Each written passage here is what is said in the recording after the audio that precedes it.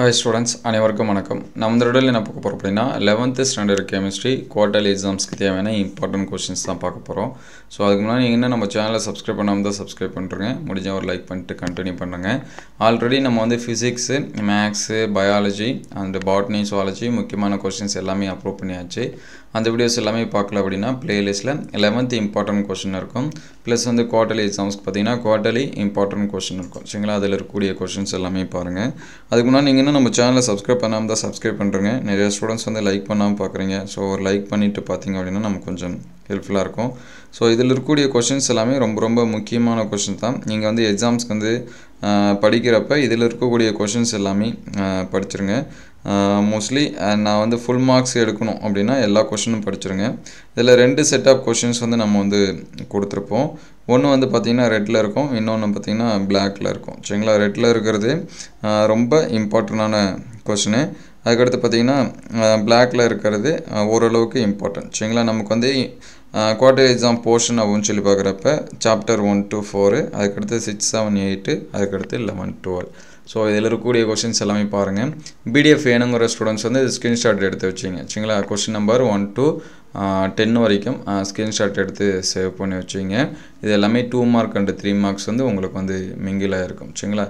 அதுக்கடுத்து question number 10 to 20 வரைக்கும் ஒரு ஸ்க்ரீன்ஷாட் எடுத்து சேவ் பண்ணி வச்சிங்க. இது வந்து செகண்டாக. ஸோ ஸ்க்ரீன்ஷாட் எடுக்கிறது எல்லாமே பிடிஎஃபாக மாற்றிங்க. முடிஞ்சால் நான் டிஸ்கிரிப்ஷனில் லிங்க்கில் தரேன். சரிங்களா? முடிஞ்சால் தரேன், இல்லைனா இதில் ஒரு சில அப்டேஷன் எல்லாமே இருக்குது. அதை பண்ணிவிட்டு நான் உங்களுக்கு வந்து பிடிஎஃப் வந்து ஷேர் பண்ணுறேன். ஸோ இதுதான் சாப்டர் 1ல் இருக்கக்கூடிய இம்பார்ட்டன்ட் கொஷினு. அதுக்கடுத்து பார்த்தீங்கன்னா chapter 2. So chapter 2 1 to 15 questions வரைக்கும் சார் அது வந்து 1 to 10 வரைக்கும் ஸ்க்ரீன்ஷாட் எடுத்து சேவ் பண்ணி வச்சிங்க.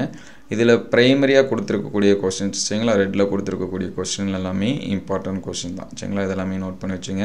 அதுக்கடுத்து மீதி இருக்கக்கூடிய கொஷின், சரிங்களா?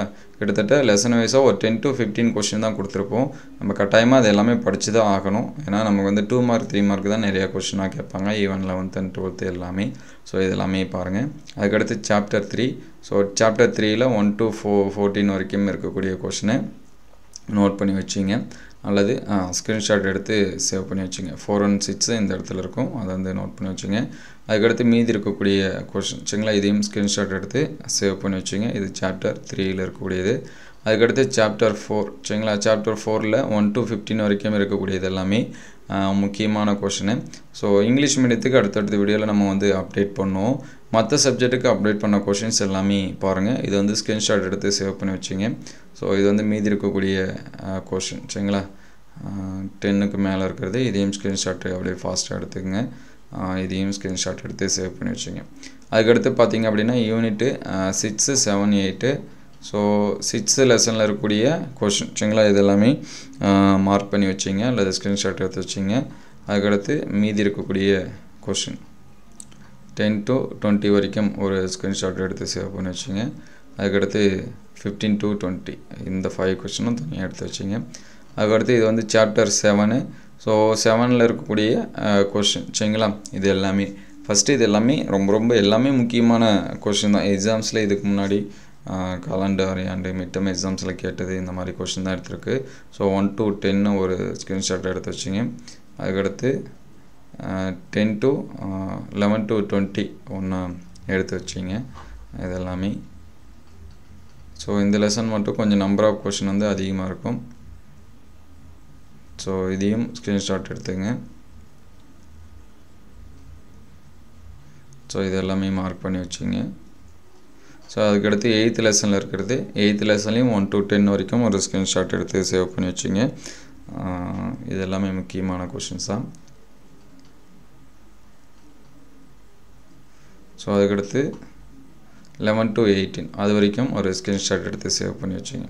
அதுக்கடுத்து நமக்கு இருக்கக்கூடியது என்ன அப்படின்னா 11 and 12.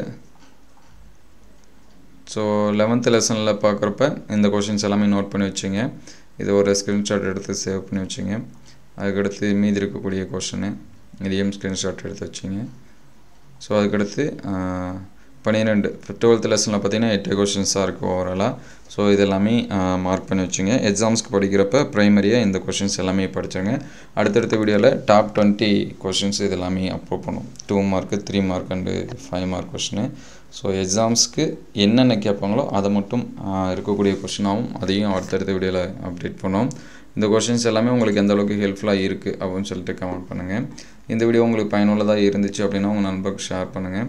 இந்த மாதிரி வீடியோ தொடர்ந்து வரணும் அப்படின்னா நம்ம சேனல் லைக் அண்ட் சப்ஸ்கிரைப் பண்ணுங்கள். தேங்க்யூ ஃபார் வாட்சிங்.